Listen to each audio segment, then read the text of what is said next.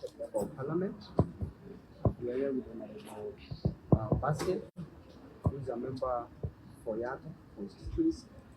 We are here with Honorable Mayaka, who is also a nominated member of parliament. And we are also here with Honorable Peter Salasia, Honorable member of Mumias East. Thank you very much. We will read a statement from honorable members. Then after that, every member will be given an opportunity to say a word concerning the education of this country. All these members of parliament are here because of education. Were it not for education, they would not have gotten an opportunity to come to parliament in one way or the other. And were it not for education, they would have not also gotten an opportunity to come to Nairobi, let alone being in parliament. So our statement is as follows. The government has an obligation to educate all its students who have worked hard to qualify for university and college training. It's official, every Kenyan is now a hustler, including the president. Hustlers have no money to even buy the expensive bunga, fuel, electricity, and now you are adding them more burden of paying for their education. The Kenya Kwanza government that has refused to disburse money to counties and declared CDF illegal at their Supreme Court is now lying to students to get school fees from CDF and county governments. While of the 2 trillion they collect from Kenyans, their leaders take more than 2 billion per day. At least that's what we know. They were taking the last 10 years, according to their former boss, Uhuru Kenyatta. Junior secondary teachers haven't been paid for 4 months.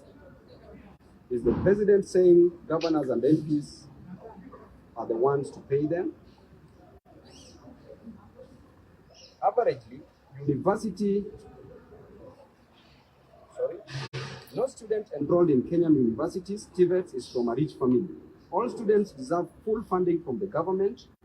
Rich students are studying abroad. Those studying locally are vulnerable and very needy.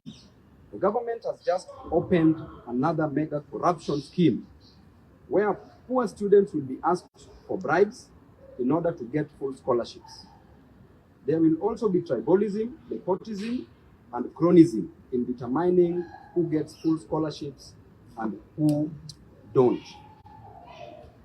Averagely, university programs cost approximately 300,000 Kenya shillings per year. Needy students are expected to pay 7% from their pockets, which is 21,000 Kenya shillings. A needy student can't afford even a meal of 50 shillings per day. Where will they get 21,000 shillings from? And what is the criteria of choosing needy and able students?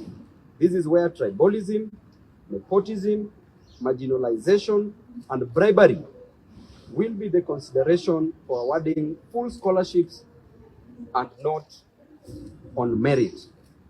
For example, if you say a person is needy, how are you going to determine the neediness of this student? Somebody could be having 2 parents, but both parents are not working. That person is overqualified to be a needy and vulnerable student. But there could be a person with a total orphan with no both parents. Such a student could have benefited from inheritance. But in the eyes of the government, that student can be classified as a needy student.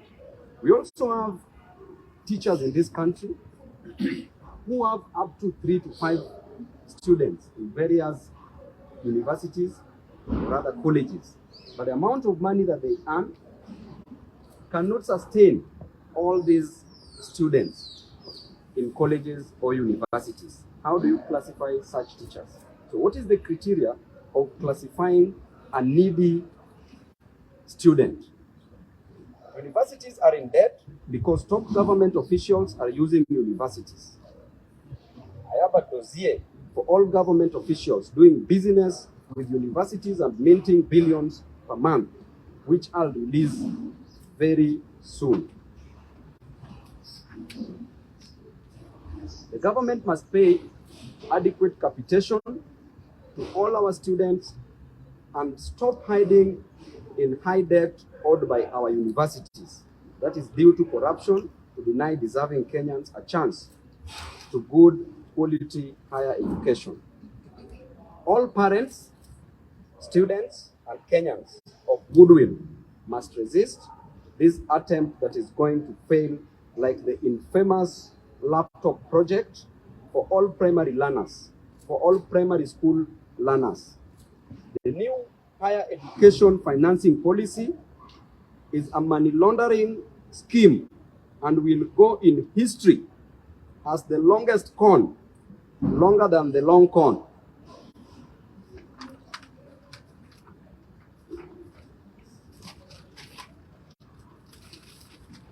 In conclusion, should the government refuse to finance all students, and this at 100%, we are going to give directions on nationwide demonstrations soon.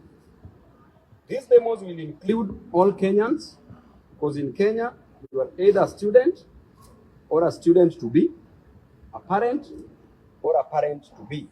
And the demos will start in Rift Valley region. Thank you. God bless you. And I want to give an opportunity to my fellow members of parliament to comment on the same issue. Thank you. Let's start with Mheshimiwa Umi. Thank you so much. My name is